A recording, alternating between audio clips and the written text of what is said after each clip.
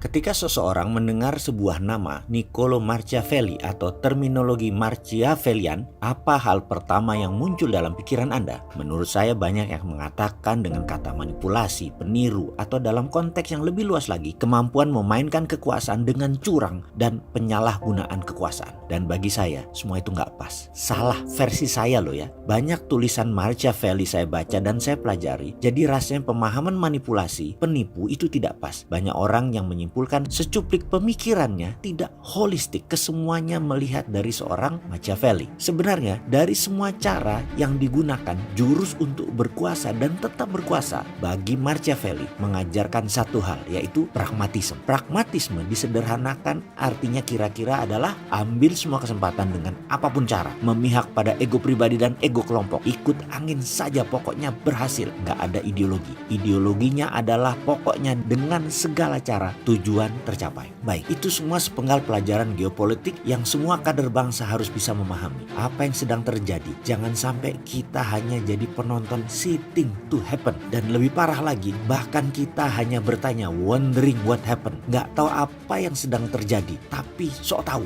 Seperti saya ini yang sontoloyo. Sekarang kita masuk ke Tale of Three Countries atau kisah tiga negara. Mana yang creating to happen, mana yang sitting to happen, mana yang wondering what happened. Tiga negara tadi adalah Amerika, China, dan Indonesia. Kita mulai dengan Amerika yang merubah nama US PACOM menjadi US Indo-Pacific. Apa maksudnya? Indo-Pacific mencoret China, US PACOM, China termasuk. Sekarang di luar, mau apa Amerika? Kita lihat China dengan foreign policy-nya yang tertulis jelas dalam kebijakan luar negeri China Tiongkok, yaitu ambil kaum akademisi, ambil politikus, ambil pejabat untuk mempermudah China ekonomi strategi masuk ke sebuah negara yang nanti semua itu dikawal oleh China Private Army. China pakai Perdana Menteri Australia, mantan Malcolm Fraser, sebagai pejabat yang terbeli, dan saat ini 30% PDB Australia ada kontribusi Chinanya. Pakai pejabat Timur-Timur, dan saat ini China menguasai 40% PDB Timor Leste. Demikian juga Fiji, Papua Nugini,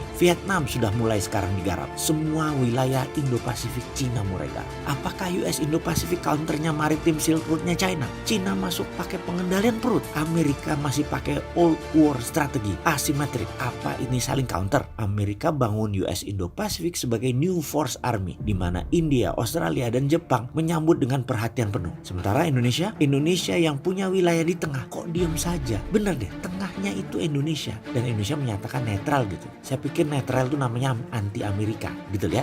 Kita ini netral, harusnya benar-benar netral. Tidak pro Cina juga, tidak pro Amerika juga. Tapi semua kebutuhannya kita akomodir. Sekarang kita lebih dalam lagi menganalisanya. Poros maritim Indonesia konstruksinya seperti apa? Mengapa copy paste poros maritimnya Cina? Dalam sebuah acara akbar di awal tahun 2019 yang namanya Military Defense Exercise yang dipimpin Amerika bersama 90 negara. Sekali lagi, 90 negara mereka melakukan mega exercise. Hal ini belum pernah dilakukan sebelumnya, simulasi perang akbar. Apa yang terjadi? Indonesia dan Cina tidak diundang loh. Wilayahnya di mana? Maritim Indonesia dan Laut Cina Selatan. Apa itu artinya? Apakah ini artinya dunia akan melakukan war game versi baru dengan beragam tool, dan semua negara lagi cari bolo, cari kawan, cari teman, dan memposisikan siapa lawan? Bos NNC National Security Council Robert O'Brien ternyata gerah dengan penguasaan Cina pada jalur maritim dunia. Ada 7 selat utama dunia, 2 terusan utama dunia. 7 selat utama, 4 dimiliki Indonesia, seperti Selat Sunda, Selat Makassar, Selat Lombok, dan Selat Malaka. Apa yang terjadi? Cina saat ini menguasai 4 selat, 3 selat di Indonesia dan 1 terusan Suez itu dikuasai Cina,